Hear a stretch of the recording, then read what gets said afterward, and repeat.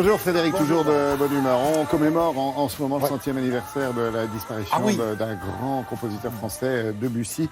Il y a un hommage qui lui sera rendu, ça sera à Paris, au Théâtre des Champs-Élysées le 2 mai prochain avec l'opéra Péléas et Mélisande. Mais il n'y a pas qu'à Paris. Hein. Non, voilà, il y a Bordeaux, il y a Douai, partout. Oui, absolument. Parcours atypique, celui de Debussy. Oui. Et qu'est-ce que c'est bon de parler d'un génie le matin de bonne heure comme ça. Ça me change. Ah oui, j'adore. Alors Achille Claude, en fait, c'est son prénom de naissance. Achille Claude Debussy, on va enlever l'Achille parce que son père se prénommait déjà Achille. Voilà, on a repris le prénom. Donc il est né à Saint-Germain-en-Laye, donc dans la région parisienne. Bon, voilà, il est élevé, il a une petite sœur, puis il aura deux autres frères. Il est élevé par la famille, mais rien de plus. Et puis vers 9-10 ans, il a une tante, Clémentine, qui trouve qu'il a quelques dons en musique. Oui, elle le sent, elle qui est musicienne. Alors du coup, ça va aller très vite. Son papa, qui est emprisonné au lendemain de la guerre de 1870, au moment de la Commune, il est emprisonné. Et là, il rencontre un musicien, et c'est la maman de ce musicien qui va prendre en main le très jeune Claude Debussy. On regarde des images, ça va nous permettre d'abord de découvrir un homme qui porte merveilleusement le nœud papillon. Ça, déjà, ça révolutionne le matin. C'est déjà une marque de génie. Hein. Regardez, il a une bonne tête quand même, moi, je trouve. Alors, donc, c'est à l'âge de 10 ans qu'il commence à prendre ses premiers cours et qu'il va entrer au conservatoire. Très vite, il entre au conservatoire de musique de Paris, ce qui n'est pas rien, puisqu'ils sont 33 à être choisis sur 157. Là, Claude Debussy, vous le voyez avec l'une de ses épouses, Emma, la dernière, et celle qui va donner naissance à leur fille. Voilà, la petite chouchou.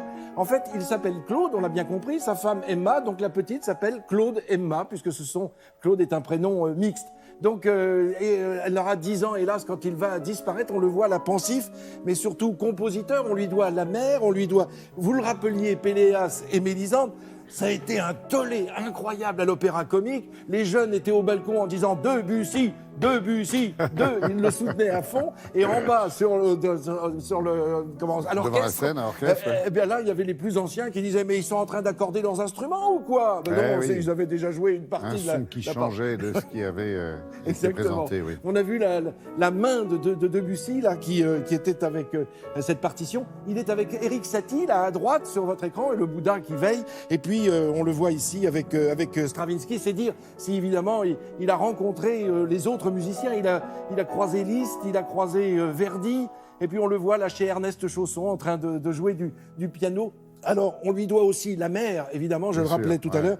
Prélude à l'après-midi d'un faune, là aussi. Alors, tout ça, c'est aussi, ça lui vient aussi de contact avec des auteurs. On a vu sur les images, là, il y avait Verlaine, un poème de Verlaine qui l'avait inspiré. Mais là, c'est la même chose. Donc, c'est un homme extraordinaire qui est décédé très vite. Enfin, il n'avait pas 60 ans lorsqu'il nous a quittés en 1918. Il y a donc 100 ans. Allez écouter Debussy. Il y a des conférences à la Philharmonie pour parler de Paris, mais je parlais de Douai, de Bordeaux. Bordeaux, qui à l'Opéra présente énormément d'œuvres de Debussy. Bref, c'est dans toutes nos régions. Puis il y aura la boîte à joujoux qui aura lieu le 26 mai à la Maison de la Radio. Ce sera un concert exprès pour le jeune public. Puis il y a un bouquin, celui de Philippe Cassard, chez Actes Sud aussi, consacré à Claude Debussy. Grignotons, mangeons du Debussy pendant toute l'année 2018. Exactement, c'est magnifique. Laurent. Merci beaucoup Frédéric.